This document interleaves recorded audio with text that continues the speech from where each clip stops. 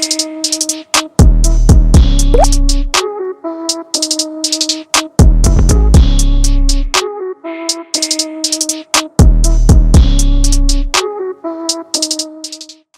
tires, welcome to Tying Tuesday. So this is the 409 Yeager. It's a cool little foam pattern. We'll tie one up for you here.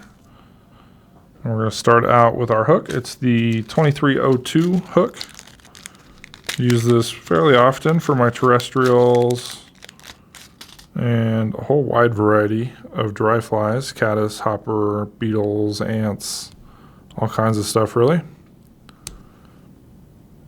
It's got that buggy curved profile, just a slight bend up top, decent gape on it, and a down eye. And first thing we're going to do is start our thread. So this is the UTC 70 denier in yellow. And I'm just going to walk it back to where we're going to tie in the first material, which will be our foam. So we're going to go on back to where that barb's at and hang it in place.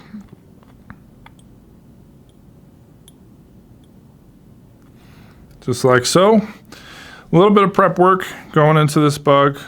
So it's a two-tone foam. What I'll do is I'll take some of the razor foam. Razor foam comes with two sizes. You get the 0.05 and the 1 millimeter foam. I'll put that on top of the standard 2 millimeter tires foam and just glue it together real good. Tend to do like a half a sheet that then you can go ahead and clip off sections of to tie in this fly. So you can do a two-tone in a lot of different varieties. I like the yellow on top with the tan on the bottom. You could switch that up and do it vice versa with a 2 millimeter yellow and the 1 millimeter tan. You could do white, attractor colors, purples, all that good stuff. Next thing we'll do is we'll go ahead and clip just a tip to the rear end of this fly. So just trim it off a little bit on either side. And like I do with most of my bugs, you may have seen this before, I like to size them to be right about that hook cape. And on this pattern, it's going to be pretty much the length of the overall hook. So we'll take our thread, make sure we're where we want to be, and just up a little bit from that eye or that barb. Center it right on top, and then I'm going to secure it in place. I'll do one around and then a second one and bite into it. This is really going to want to spin on you. So we'll do one nice and snug to get it to lock, and a couple to hold it down. And even if it does spin, that's okay, because we can always reposition this once we get back up to the front. So once I have that foam just nice and tied onto the shank, I'm going to do a little bit of dubbing underneath. And I'm going to match the top end, and we'll do some yellow underneath, which gives this fly kind of that two-tone look. So some super fine and yellow, just via a nice tight dubbing noodle. We'll go ahead and coat that bare shank.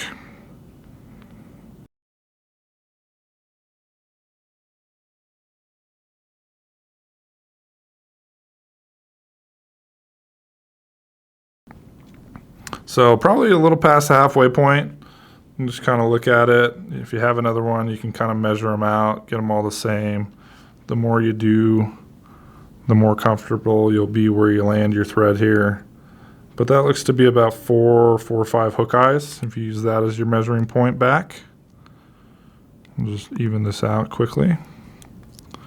And then we're going to fold that on down and bite right on into it. That's why we like the UTC 70 for this bug, because we're going to flatten out a whole spot of it right here to lay down a whole bunch of materials. So I'm just going to go right over the top all the way up to that hook eye to give ourselves a little head of the foam, and then also a working area for the other materials. And this is why you don't have to worry too much about it spinning, because at this point Doing this is going to keep it locked right on top. So we're just going to crush all that foam down, compress it, helps make it nice and floaty, and it gives you that working area. First thing we're going to tie in is a little bit of flash, just some good old crystal flash.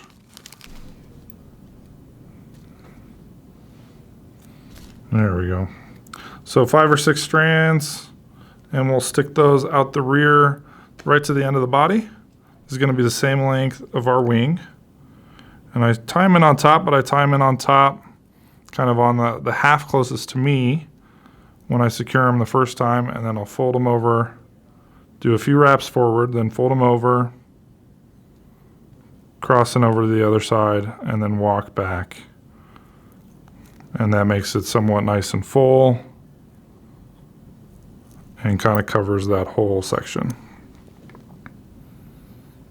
From there, we're going to do some elk. Who doesn't like a little elk hair on their dry flies?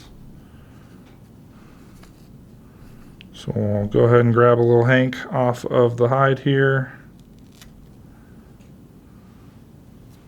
and clean it out. Let's get all that underfur out of here. And then we can stack it.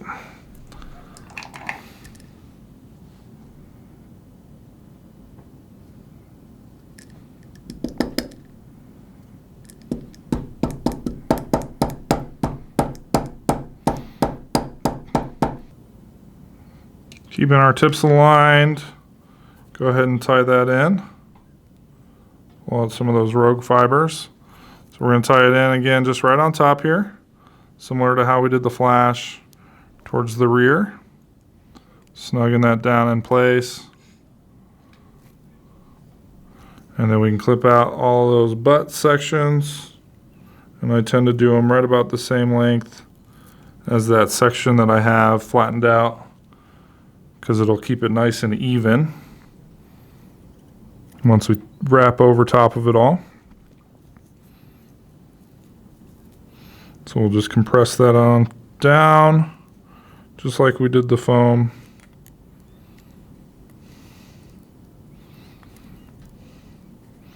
And tie in another wing material, which this time is going to be some polypropylene yarn, just some sparkle emerger yarn, Antron, Polypost, whatever you got laying around that might work for this. I really like the clear white sparkle emerger yarn. And same thing that we did with the flash, tie it in right on top of the wing, sort of on my side of the top. Wrap a couple of wraps forward on it, and then fold it on back on the opposite side and wrap back over it. Kind of gives you a V-wing as well. And then we can clip that to size. And then on to the next material. Quite a bit goes into this, but definitely worth it when you're all done. Next thing we're going to do is the legs. So I'm using some barred round rubber legs. These are the brown gold. The fly that you saw off the front, they were yellow black, so you can play with some different colors. I think the pattern commercially tied is a white and black, which offers really good contrast. These are going to tie in right on the back, and then we're going to walk them forward and kind of cover them up towards the front, as we're going to wrap our hackle over the top of that. And we'll do the same thing on the far side.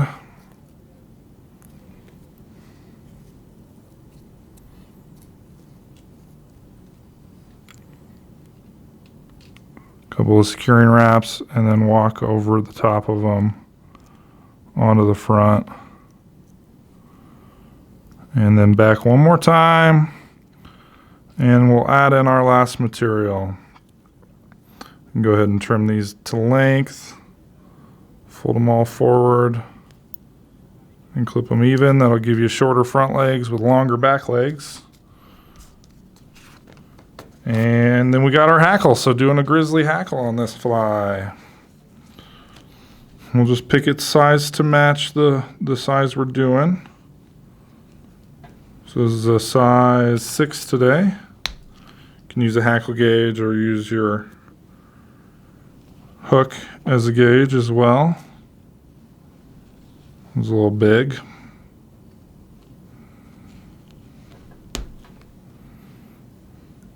Well, looks about right.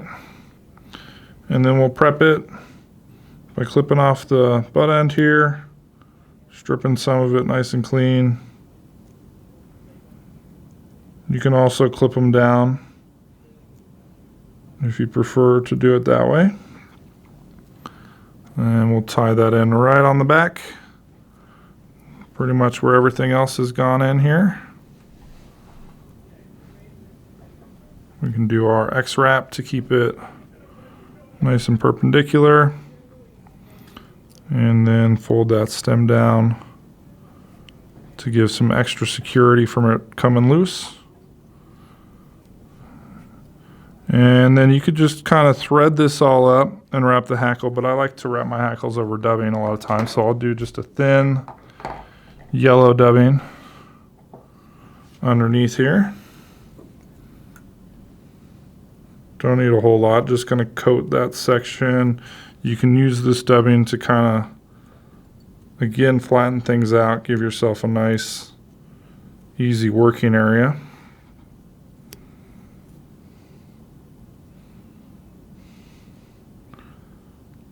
Doesn't have to be pretty because you're going to wrap your hackle pretty tight over the top of this anyways.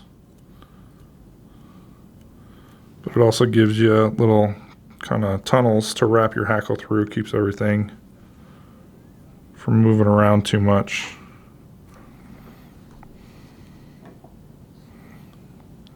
Similar to if you were doing like the head of a stimulator or something like that. Of course, this is a nice dropper fly, or the top fly in your dropper rig, that is. Just a really, really buoyant bug. It's going to hold up throughout the day. It's not going to need to be cured too often because of the amount of foam that's used, locked in place under there, plus the hackle, plus the wing. It doesn't get smashed down real easily like some other dry flies might as you cure it and dry it over and over again. Just a nice, fun dry fly, like I said, that we all kind of look forward to fishing once the weather warms up and the big bugs come out.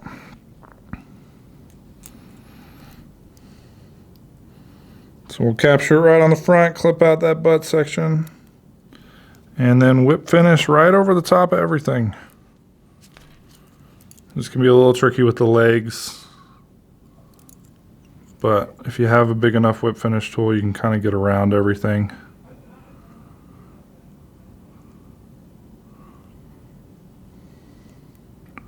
And Umpqua does make a magnum size one to help out in those kind of situations. We'll clip out our thread. And then I guess there is one last thing you can do to this. You can fish it just like that, right? Nice, juicy, big, dry fly, ready to go. But the pattern does shape the head just like the tail. There it is. The 409 Yeager. Good one to fish in those summer months.